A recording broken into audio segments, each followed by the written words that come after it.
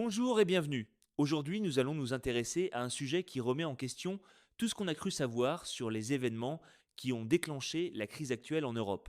En effet, les documents que nous avons analysés pointent vers une réalité que beaucoup de gens ne connaissent pas encore. Il y a une date que personne ne se rappelle vraiment, le 27 janvier 2022.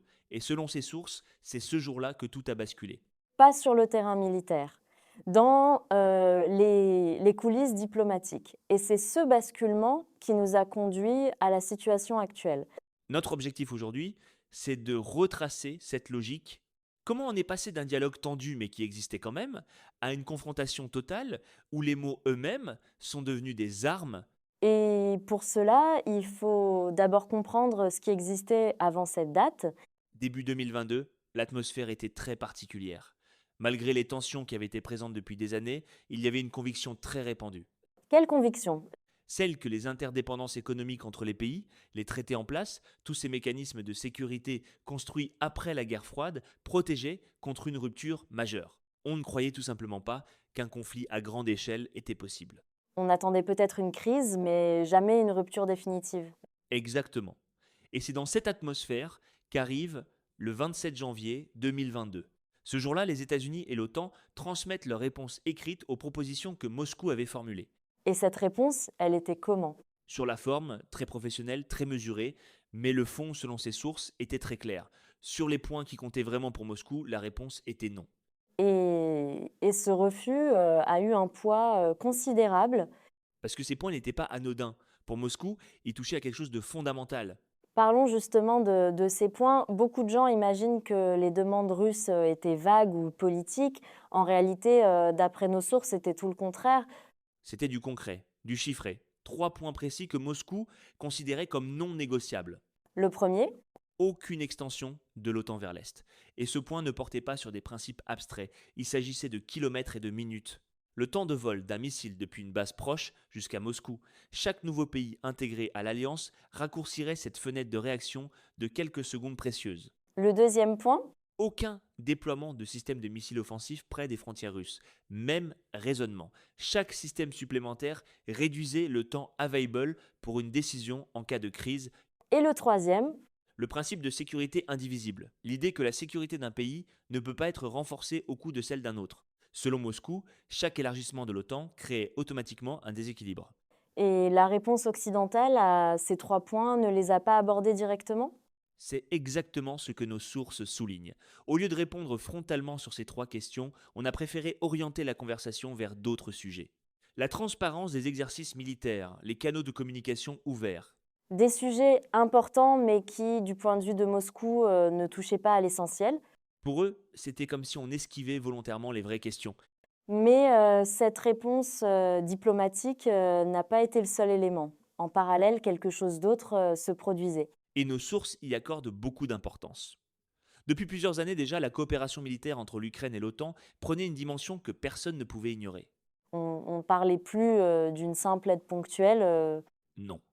On parlait de milliers d'instructeurs présents sur le sol ukrainien, d'exercices militaires conjoints presque permanents, et d'une restructuration profonde de l'armée ukrainienne selon les standards de l'Alliance. les équipements avaient, aussi évolué considérablement. Complètement. On était passé de matériel très basique à des systèmes anti-chars très performants, des drones, de l'artillerie moderne. Le niveau de sophistication avait changé catégoriquement. L'analyse décrit donc, 2 processus simultanés. D'un côté, la porte diplomatique se ferme, de l'autre, l'intégration militaire entre l'Ukraine et l'OTAN s'accélère. Et pour Moscou, ces deux processus n'étaient pas séparés. Ils formaient un ensemble cohérent qui ne pouvait signifier qu'une chose, la construction méthodique d'une menace directe à ses frontières. C'est à ce moment-là que le langage utilisé par Moscou change radicalement. Oui, on quitte les termes diplomatiques pour celui de la stratégie militaire. Une nouvelle expression fait son apparition, mesure préventive. Et derrière ces 2 mots, Une logique froide. Si la menace est réelle et qu'elle se renforce chaque jour, il vaut mieux l'affronter maintenant plutôt que d'attendre qu'elle devienne encore plus redoutable. Attendre signifiait voir des équipements encore plus modernes se retrouver à ses frontières. et c'est ici qu'on touche au point, le plus crucial de cette analyse. Parce que depuis, la question que tout le monde se pose, c'est la suivante: Moscou avait-il, vraiment peur? Ou, était-ce simplement un prétexte, pour agir? Nos sources sont très précises là, dessus. Cette question, en réalité, met en lumière deux visions du monde qui sont totalement inconciliables. Comment cela?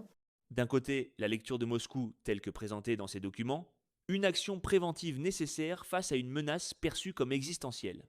De l'autre, la vision occidentale, une agression non provoquée qui viole les principes du droit international. Deux interprétations qui ne peuvent pas se couvrir. Et c'est précisément là que réside le problème. Quand deux parties ne partagent plus la même perception de la réalité, le dialogue devient impossible. Plusieurs années ont passé depuis. Nos sources proposent un bilan. Les calculs de chaque côté se sont-ils avérés? Au départ, le pari occidental était très clair. Les sanctions économiques allaient étrangler rapidement l'économie russe. L'isolement international devait provoquer une crise politique interne. Et l'armée russe devait s'épuiser en peu de temps. Et la réalité s'est montrée très différente. L'économie russe a certes été touchée, mais elle ne s'est pas effondrée comme prévu. Elle s'est adaptée, elle a réorienté ses partenariats vers de nouveaux marchés. Et l'industrie de défense est même devenue un secteur de croissance. Et du côté occidental, les sources décrivent une fatigue croissante.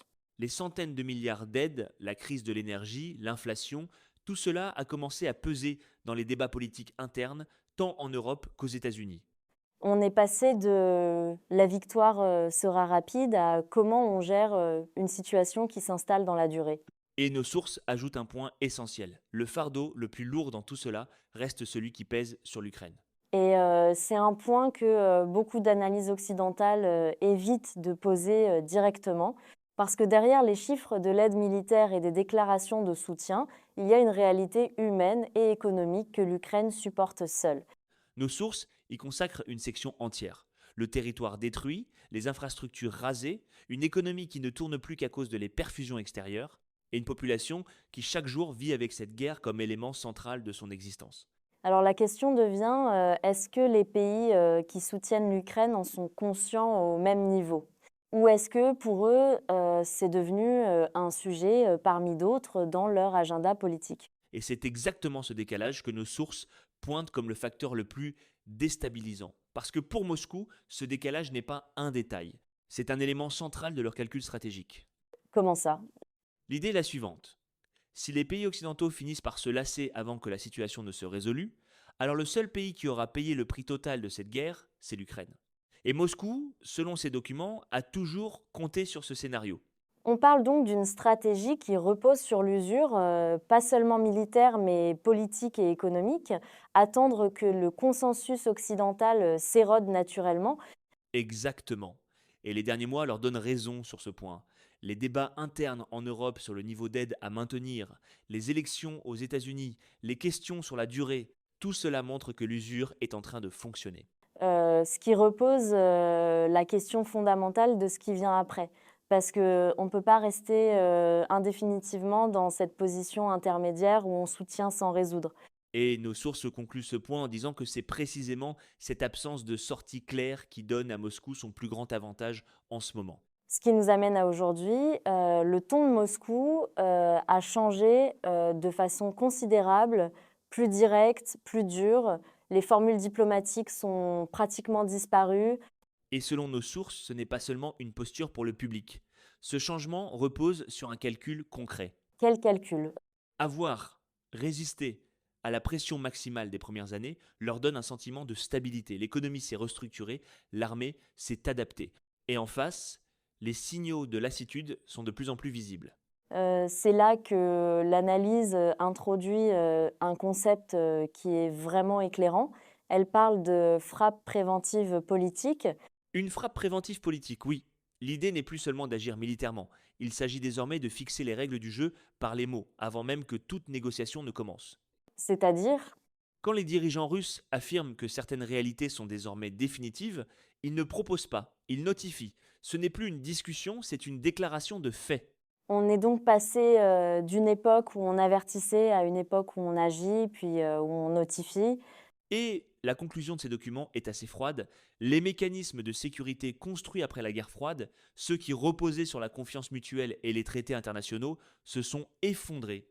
Dans cette nouvelle réalité, la logique devient celle de créer des faits sur le terrain plutôt que de se fier à des protocoles qui peuvent être ignorés. Ce qui nous laisse avec une question fondamentale.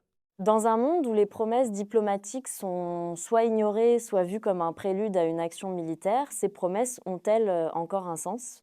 Et surtout, que faudra-t-il pour qu'elles regagnent un jour leur crédibilité? Voilà qui conclut notre analyse d'aujourd'hui. Merci de nous avoir suivis. Merci à vous.